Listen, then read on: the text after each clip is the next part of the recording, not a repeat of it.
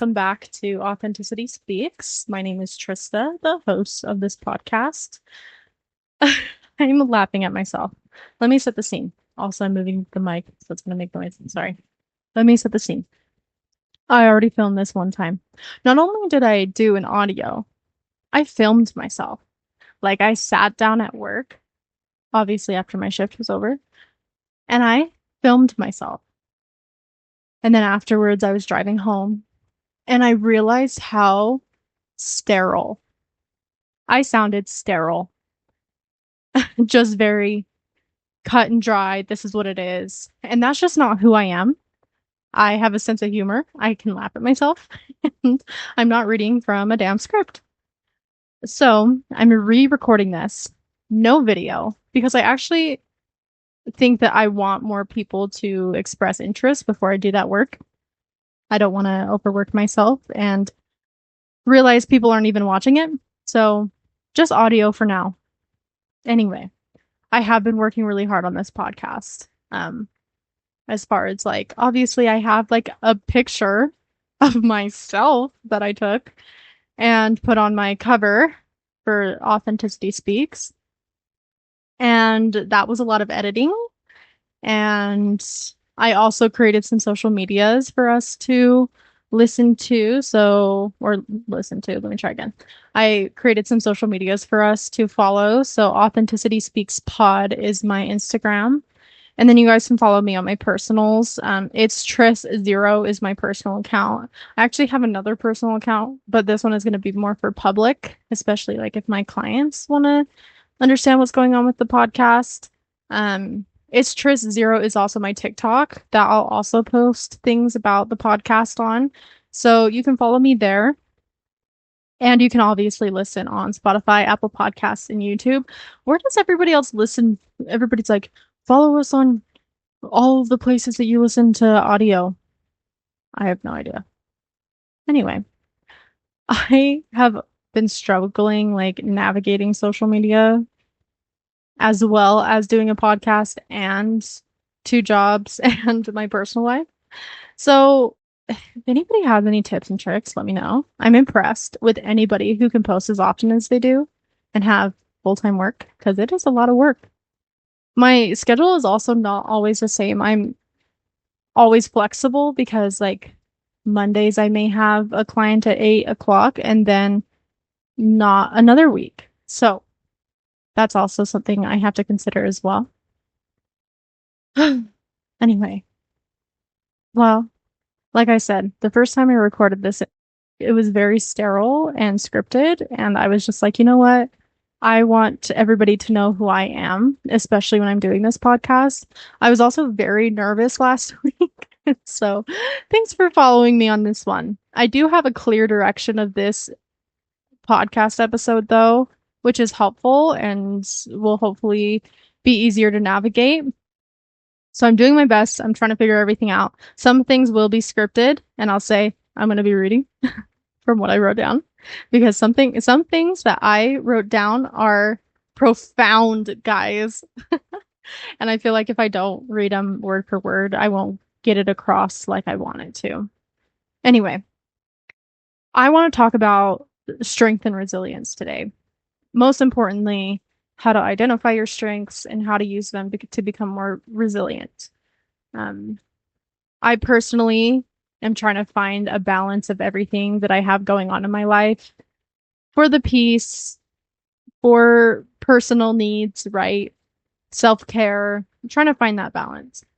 But I do have to say, as a therapist early on, I knew that I had to rely on strengths.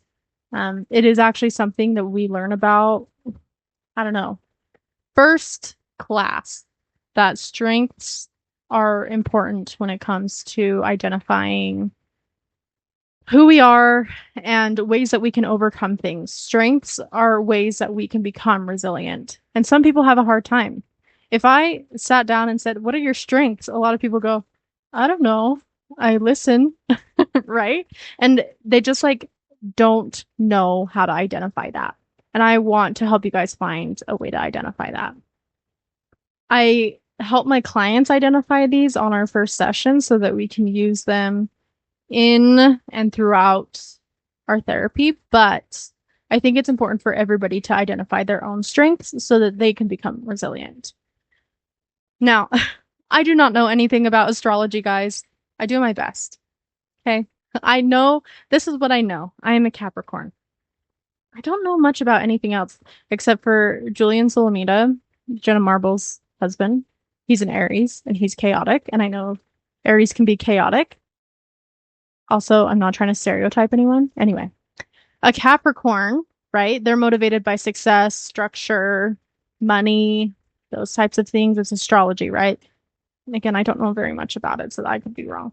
But things that bring me personal peace is planning, structuring, giving myself time to do things in the day, planning self-care time when I need to, like planning things to a T. That makes me feel peace and happiness and kind of brings me success. And I feel like that's a strength because a lot of people cannot live by that life. As a Capricorn, I know I can live by that life. Now, on the opposite end though, my sister, I don't know any. This is why I'm like hesitant to bring astrology into things because I don't know anything about it.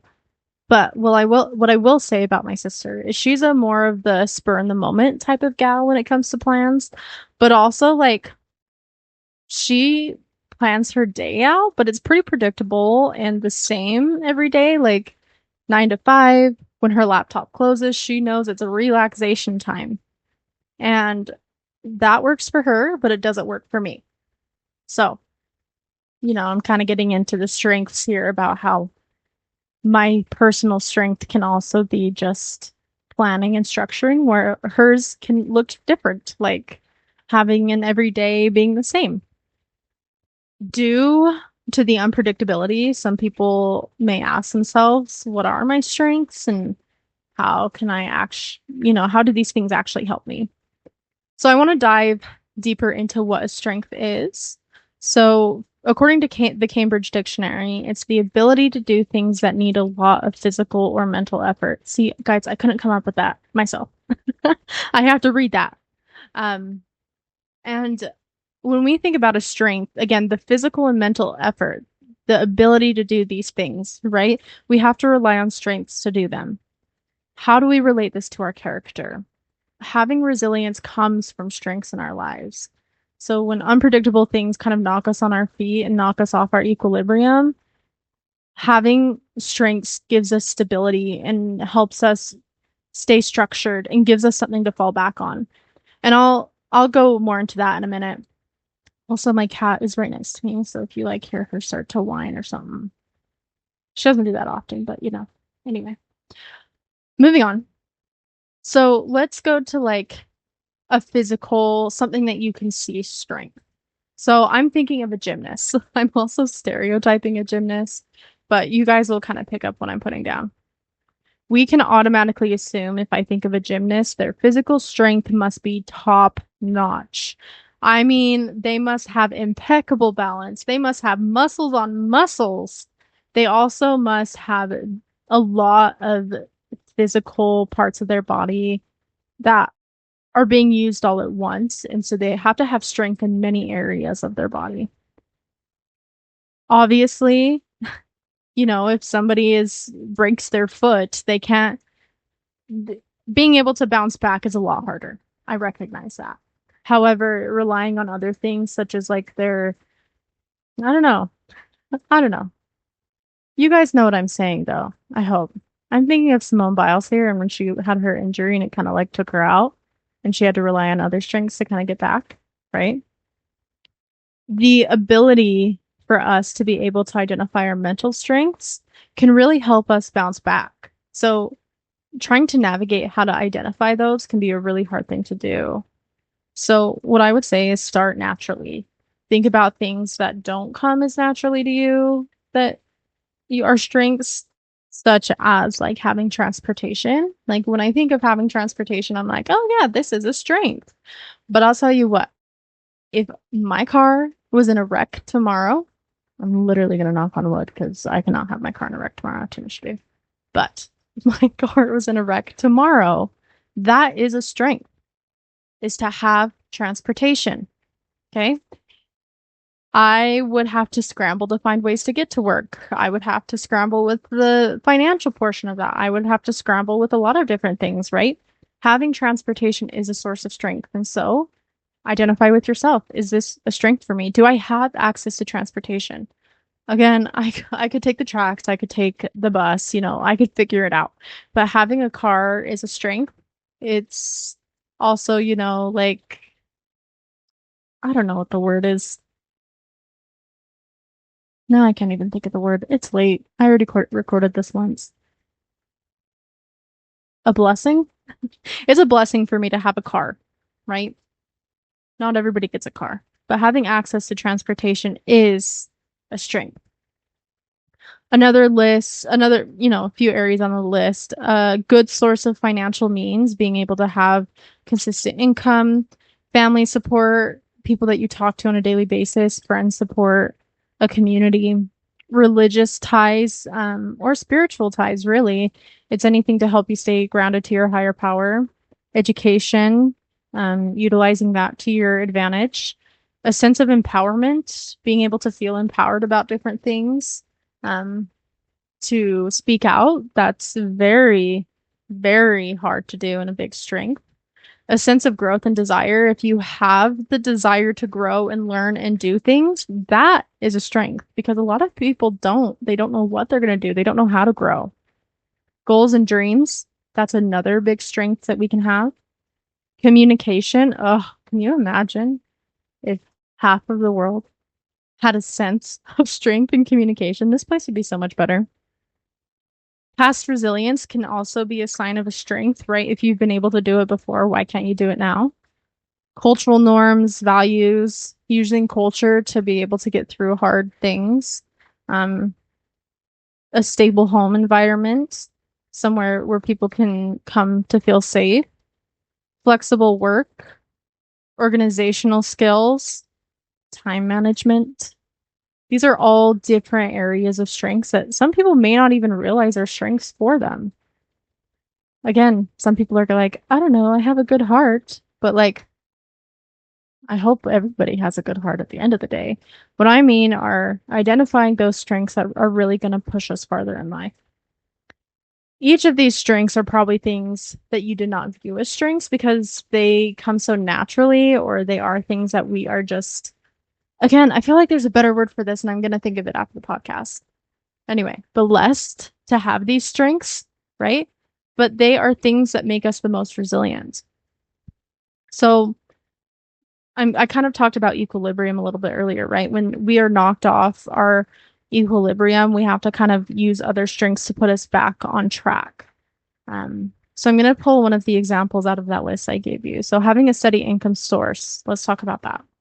If steady income is pulled out from under you, what do you do? I would say like talking to family about your hardships, right? Gaining support from friends, turning to a higher power for guidance, maybe utilizing your education and communication to have a resume to gain new employment, right? There are a lot of different things, other strengths that we have that can help us kind of get out of that rut of the steady income source, right? Once you're able to use all of these other strengths, you kind of realize how easy it is to kind of get back on your feet. Don't get me wrong, not having a job is really hard, but if we have, all of these other strengths, it helps us become more resilient.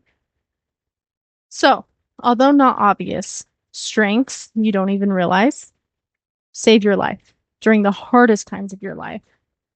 It contributes to your resilience. The more strength you have, the easier the resilience will come to you. It's hard to understand how to like find different areas of strength, and it can be something that you kind of have to dig deep into. But recognizing the different strengths that you may not have not even thought about before, that can be really helpful. Now, let's say, Trista, I have a feeling like one of my clients would say this eventually. Trista, I only have one strength. What do I do if that's knocked out from under me? Well, that's why you go to therapy, to learn ways to have more strengths or to identify more strengths. Also, I bet you money people have more than one strength. They just don't know how to identify them. Take time to really think about, okay, if this was taken away from me, what would I rely on? What will I go back to? One of my biggest strengths, so that wasn't on the list, are my cats. Because at the end of the day, no matter what's happening in my life, I know I'm going to come home and I'm going to lay in my bed. And to the left of me, I'm going to put a blanket out and I'm going to lay down with my CPAP, which, I'm a CPAP girly. I'm going to lay down and my cat is going to lay right on top of me, right? Well, not really. She's going to lay on top of the blanket to the left of me and we're going to cuddle. And that is a strength because I know what's going to happen because it happens every single night. Again, sometimes it's hard to identify that as a strength, but it's a consistency thing for me. My cats are my strengths. Anyway, all I'm saying is sometimes ask yourself, what are my strengths when a life stressor knocks me on my feet? Because then I can use those to help get myself to a better place. All right, we've talked a lot about strengths and ways to identify them. I guess we didn't really talk about ways to identify them. Utilizing other people to really let you know different strengths you have, digging deep, journaling, just kind of slowing down. If something was pulled out from under you, again, what other things do you rely on? If you have nothing to rely on, that's a good sign that we really need to build up our self-reflection and look inward and discover different things about ourselves. I guess I could do a whole podcast episode about that later if there's a lot of interest, but I think for the most part, people have multiple areas of strengths and you can always build more. So, talking about building more, I am going to leave you guys today with the 4 C's tool. C is in cat. Again, love my cats, but C is in cat, the 4 C's tool. This is a tool to help you build resilience, utilizing those strengths that we talked about. So I'm going to go over the 4 C's. This is where that sterile scripted comes into play because, again, I think I wrote down some profound things. The first C we'll talk about is commitment. Finding commitment. Why do I say that? So commitment. Anyway, and having a sense of involvement in something outside of yourself. You will not feel as isolated and you'll give yourself a sense of purpose. This can mean hobbies, participating in a community activity, or investing your life into your children or other family members, right? Commitment is a huge thing to become resilient. If I'm committed to something and I know that's something that's going to come up every week, that is something I can fall back on. So I'm thinking of, I don't know, I think of the people in a D&D group. Those people are so committed. I wish I could find the love of a D&D group as much as everybody else can. Because I've gone a couple times and I'm like, oh, yeah, this is cool. But those people in a D&D group are committed, right? Finding that purpose to get up and go and do something, right? They get involved, they get invested, they're making their characters, they're building a community, which we'll get to in a bit, which is another scene. But commitment to something in your life. I'm committed to my cats. I'm committed to my monthly game night with my friends. I'm committed to, let me think, this podcast now. Finding something that's structured, that can help you just kind of something that you can look forward to. A commitment that will be coming. That is something that can help you build resilience. Number 2, control. This is the second C. The key to emotional health. It's a sense of, see, this is where the sterile part comes in. Anyway, the key to emotional health. A sense you can control the things you can, but that does not mean controlling others. Rather than feeling like a victim or a pawn, look for the internal focus of control. People who feel, quote unquote, in control possess or can develop resources to gain stability.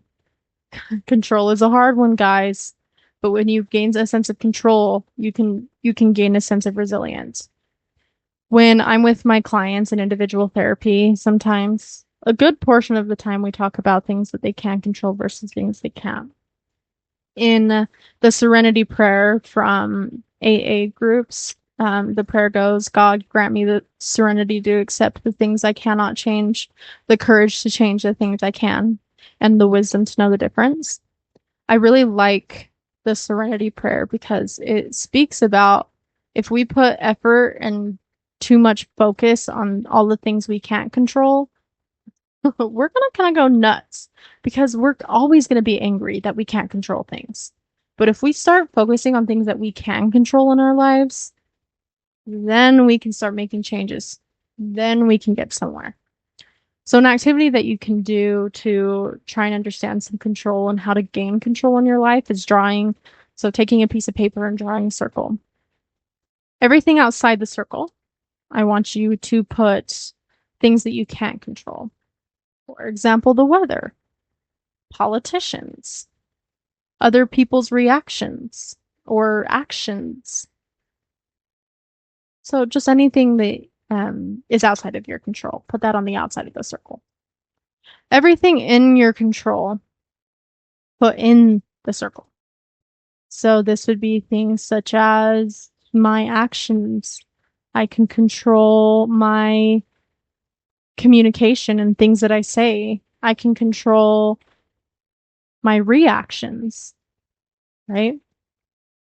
So usually I just have people like cover up the outside of the circle and then look at what's inside the circle, or you can cut the circle out.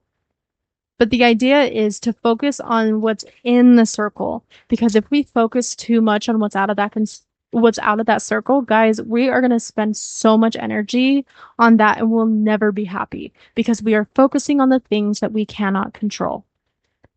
I cannot tell you how many people focus on those things and are just move through life so unhappy. But doing things in our control can make us feel happy. And I also know that some people are like, well, that's too hard, but that's a personal thing you can work on. If I'm focusing so much, let's pull out the weather there. If I'm mad about it snowing and the weather changing all the time, I'm gonna be mad all the time. But if I'm focusing on, okay, the weather outside got cold. So what I can do, what I can control, what's in that inner circle is my actions. Okay, I know that if I bundle up, if I get gloves, if I get fuzzy socks and a jacket and anything that can cover me up, I know that I'm going to be warm when I go outside. So the outside weather won't affect me as much. Again, focusing on anything in your control, in the inner circle, rather than outside of your control, will help you with resilience. Number 3, challenge. This is the third C. What ways can we view adversity as a challenge rather than an overwhelming event? Let that sink in for a second. Growth-oriented, the desire to learn from mistakes allows you to take on challenges rather than be flattened by them. Practice and use reliable coping skills and utilize mistakes to grow. I kind of said this last week, you can't grow unless you're uncomfortable, right? This podcast, for example, is a big challenge for me because it is making me focus on what I'm going to say each week. Obviously, like I told you guys, I already recorded this one time. It sounded sterile. I'm redoing it. But this is a good challenge for me because it's getting me to a place that I want to be. I really want to have an outreach to a lot of different people about my ideas. And so being able to have this challenge is something that will help me be resilient, something I can always look forward to, and something I can always learn from, right? And if we learn that adversity can be a challenge rather than something that we can't control, again, an overwhelming event, right? If we can learn that we take that adversity and run with it rather than just like lay in bed and be sad about it, we can get through a lot of things. That can make us really resilient. So, challenge is the third one. And just trying to think of like different things that challenge you and how that is actually helping you because it's actually helping you grow. Okay, last one, number 4, connection. This is a big one because when people feel lonely, they tend to isolate and they're not very resilient. They don't know who to talk to. People who feel a sense of connection with others, who do not feel isolated, really, tend to focus and find support for their stress resilience. Those who isolate themselves and have a sense of alienation often struggle when faced with stress and adversity. I need to really find this study because I quote it so often. I guess not quote it, but I explain it often. And so I will kind of link the TED Talk that I'm referring to in the bio section. But there was like, I think the study it has to be like 85 years old now. It followed like a large sample of people. I would like to say like 200, 300 people from the time they were 5 onward. And there's only like 50 people during those whole 80 years, 85 years left in the study. And they meet with them yearly. And each year they ask them some different questions. And one of the questions that they ask them is, how do you think that you've stayed alive for so long? And they said happiness and connection with people. There's a lot of different facts on there, such as them saying that, now my brain went blank. Oh, there's a lot of different facts, such as, like, if I have a sense of good quality relationship with people in my life and I focus on the quality rather than the quantity, I have better happiness. There's another little cool tidbit that talks about how people who have a deeper connection and happiness with the people in their lives can overcome their most hurtful and physical pain. Um, so connection with people is really important. Sometimes finding connection can also be hard, and I do recognize that. So how to gain a sense of connection can be like, again, we can look at those different strengths that we talked about, such as my connection with um, a religious group, or my connection with friends or family, or let's say I'm from a small town and really have nobody to connect to, my connection on social media and who I'm following and who I'm staying connected to, right?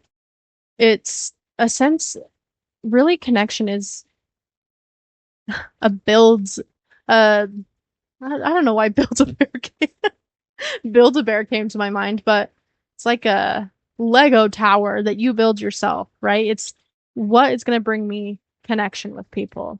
It could honestly be going to the grocery store weekly and talking to somebody, or those regulars that go to restaurants who all of the people know their name, they all know who they are, building connection with those people, right? It doesn't have to be a one-on-one serious relationship with somebody. Just something consistent when connection comes into play that you can rely on. That helps you be resilient. So, again, resiliency, you can ask yourself these 4 things in terms of ways that you can grow resilient. In what ways can you be more committed? Look at what commitments we talked about. What ways can you be more committed to yourself, to other people, to groups? Where's a commitment? Where does that come into play? In what ways can you be more in control, right? How can I focus on myself, that circle of control, the inner circle, rather than focusing on the outer circle? How do I do that? In what ways can I be more challenged, faced with adversity, right? What ways can I take the hard things in my life and actually grow from it? Finally, in what ways can you seek more connection? Can I go to a book club? Can I look up Facebook groups? Can I build a community on TikTok or Instagram? Finding connection with people. Asking yourself those 4 C's, because they will not only help you identify the strengths, that are, present, but it also will identify areas to focus and become more attuned with. And that is how we gain knowledge of strength and resilience. Utilizing those strengths to help you be resilient and to continue to find something to bounce back to when things are knocked out from under our feet that we aren't expecting. Whew. Okay, this felt a lot less sterile. But thank you guys so much for listening. Again, follow me on my podcast channel, Authenticity Speaks Pod on Instagram, or you can follow the personal one. It's Tris0. That's my personal Instagram. It's Tris0 is also my TikTok, so you can follow me on there. You can listen to this on Spotify, Apple Podcast, YouTube. Also, I'm going to do a shameless plug. My sister and I'm hoping we record this week, to be honest. We've just had a lot of stuff come up, so we haven't been able to record, but we need to do this consistently. My sister and I's podcast, Tea and Ketchup, where we go over pop culture and political news, is coming soon. So I'll let you guys know when that comes up. But Tea and Ketchup is going to be so fun, so funny. The sister banter, but we wanted to create that podcast for palatable news in ways that can be funny, but also not be ignorant. I'm really into pop culture. She's into politics. We educate each other while also educating you guys. And it's super hilarious. We recorded like a testing episode, and it was funny. It had me cackling. I was like kicking my feet laughing. But it also helped us to talk about what's going on in the world and do it in a way that makes you guys not feel ignorant and feel like you know what's going on. So that'll be coming soon, but until then, thank you guys for listening, and I will talk to you next time. Bye.